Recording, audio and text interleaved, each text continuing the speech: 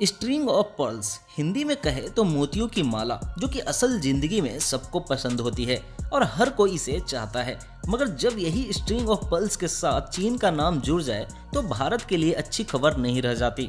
जी हाँ, अगर चीन के इस स्ट्रिंग ऑफ पर्ल्स की बात करें तो उसकी एक महत्वाकांक्षी और कूटनीतिक योजना है, जिसके तहत वो एशिया में अपना वर्चस्व कायम रखने और भविष्य में भारत से युद्ध की स्थिति में उसे घेरने की एक सोची समझी और लंबी साजिश है, जिसके बारे में बहुत ही कम भारतीयों को पता है।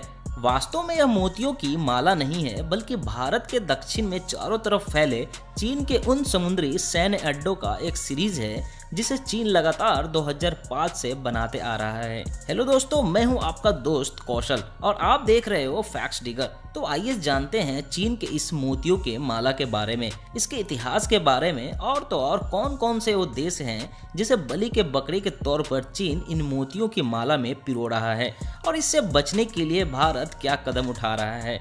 इन सभी चीजों को जानने के लिए इस वीडियो को अंत तक जरूर देखिएगा। अगर वीडियो पसंद आए तो लाइक जरूर कर देना, ना पसंद आए तो डिसलाइक कर देना। ऐसे ही शानदार फैक्ट्स को सीखते रहने के लिए लाल रंग के सब्सक्राइब बटन को नीचे दबाना बिल्कुल भी ना भूलना। पहले तो ये जानिए कि युद्ध में जीत हासिल करने के लिए साम दाम दंड भेद सब अपनाने होते हैं और दुश्मन को चारों खाने चित करने के लिए कुछ ऐसा चक्रव्यूह रचना होता है जिससे अपना नुकसान कम और सामने वाले का ज्यादा हो। 1962 के चीन युद्ध के बाद से ही भारत और चीन के रिश्ते बेहद संवेदनशील रहे हैं। लाइन ऑफ एक्चुअल कंट्रोल यानी LAC पर चीनी सेना की आए दिन घुसपैठ से इन रिश्तों में खटास और भी बढ़ता जा रहा है। एशिया के साथ साथ पूरी दुनिया में अपनी धाक जमाने के लिए चीन किसी भी हद तक गुजर जाना चाहता है। चीन की साउथ चाइना सी पर अपनी धाक, आर्थिक क्षमता और अपने उद्योगों के लिए संसाधनों की बढ़ती भूख के चलते चीन हमारे चारों तरफ स्ट्रिंग ऑफ पर्ल्स यानी मोतियों की माला बना चुका है। मतलब चीन भारत के पड़ोसी राज्यों जैसे भूटान, नेपाल, बांग्लादेश, पाकिस्तान, श्रीलंका, म्यांमार, इंडोनेशिया और सिंगापुर से अच्छे राजनयिक संबंध स्थापित करने की हर वो संभव कोशिश करता रहा है जो वह कर सकता है।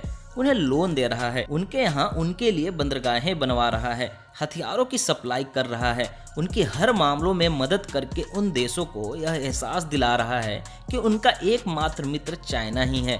और इस भाईचारे के एवज में चीन इन देशों के साथ कई डील्स की मंजूरी करवा लेता है, जैसे कि उनके जमीनों का इस्तेमाल करके उस पर अपने लिए बंदरगाह और एयरबेस बनाने की डील, ताकि भविष्य में जब भारत के साथ युद्ध की स्थिति उत्पन्न हो तो इन समुद्री ठिकानों के जरिए भारत को घेरा जा सके। हालांकि चीन हमेशा से इसे नकारता आया है और मोतियों की माला को बस कोरी कल्पना बताता है। चाइना इसे सिल्क रूट का नाम देकर अपने ट्रेड और बिजनेस का काम बताता है।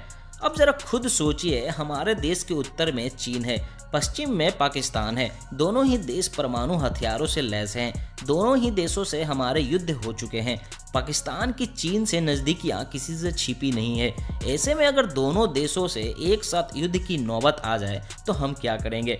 यानी दो मोर्चों पर एक साथ परमाणु युद्ध के लिए भारत को तो तैयार रहना ही होगा, साथ ही दक्षिण में चीन के इन मोतियों की माला से भी निपटना होगा। स्ट्रिंग ऑफ पर्ल्स का जिक्र आज से करीब 15 साल पहले 2005 में अमेरिका के रक्षा मंत्रालय ने एशिया में ऊर्जा का भविष्य नाम की एक खुफिया रिपोर्ट में किया था। पेंटागन के इस रिपोर्ट में चीन द्वारा समुद्र में तैयार किए जा रहे मोतियों की माला का डिटेल एनालिसिस किया गया था। रिपोर्ट में कहा गया था कि चीन ये ठिकाने अपने ऊर्जा स्रोत और तेल से भरे जहाज़ों के समुद्र में आवागमन की सुरक्षा के लिहाज से तैयार कर रहा है, लेकिन जरूरत पड़ने पर इन सामरिक ठिकानों को युद्ध के लिए भी इस्तेमाल कर सकता है। चीन ने इसकी शुरुआत दक्षिण चीन सागर से की। यहाँ मौजूद हेनान द्वीप चीन का सबसे पहला मोती है। ये द्वीप चीन का एक बड़ा सामरिक ठिकाना है। इस द्वीप पर एक बड़ा एयरबेस तो है ही, साथ ही सर्विलांस सिस्टम भी मौजूद है। इस द्वीप से चीन पूरे साउथ चाइना सी पर नजर रखता है।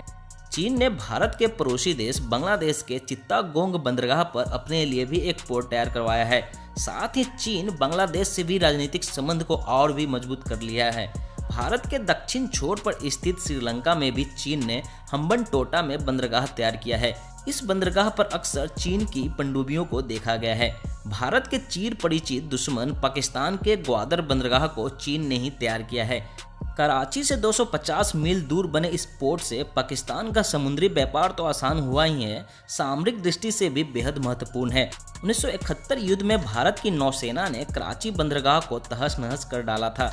ऐसे में पाकिस्तान को जरूरत थी एक वैकल्पिक पोर्ट की, जो चीन ने ग्वादर बंदरगाह को तैयार करके पूरा कर दिया है। चीन लगातार अपना प्रभाव अफ्रीकी देशों में भी दिनों दिन बढ़ाता रहा है।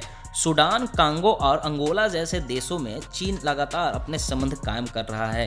ये वो देश हैं जिनसे विकसित देश तो दूर विकासशील देश भी राजनीतिक संबंध कायम नहीं करना चाहते। चीन के इस पल्स ऑफ स्ट्रिंग घेराबंदी से मुकाबले करने के लिए भारत ने भी पलटवार में नेकलेस ऑफ डायमंड की रणनीति बनाई है।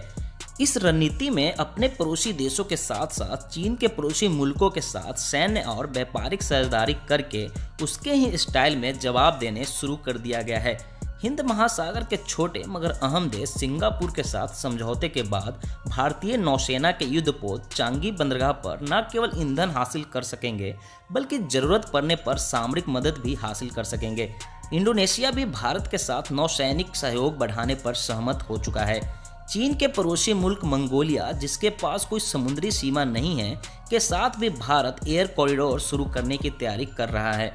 भारत ने 2016 में मॉरिशस को देश में ही निर्मित एक पेट्रोलिंग शिप भी दिया है। इसी तरह से एशियान देश वियतनाम को भी ऐसे ही युद्धपोत देने की खबर आई है। वियतनाम से भारत के सामरिक संबंध चीन के स्ट्रिंग ऑफ पर्ल्स की काट में खासी मदद कर सकते हैं। इसी तरह से भारत ने पिछले कई दशकों के बाद म्यांमार के साथ संबंध सुधारने की पहल की है। यहाँ तक कि भारत ने कई वर्ग किलोमीटर विवादित जमीन बांग्लादेश को दे दी है, जो इस ओर इशारा करता है कि भारत अपने सभी पड़ोसी देशों से प्रगाढ़ रिश्तों की तरफ अग्रसर हो चुका है। चूँकि भारत खुद अपने हथियारों का 70 से 80% तक बाहरी देशों से आयात करता है, इस हालत में अपने पड़ोसी देशों के हथियारों की मांग को पूरा नहीं कर पाता और बस यहीं पर चीन बाजी मार जाता है।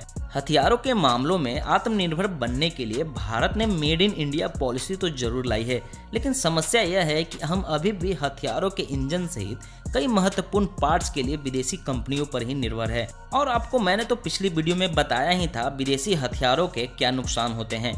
आज की इस वीडियो में बस इतना ही। जल्द ही मिलते हैं और भी बेहतरीन फैक्ट्स के साथ। मेरे वीडियो को देखने में अपना कीमती समय देने के लिए आपका धन्यवाद।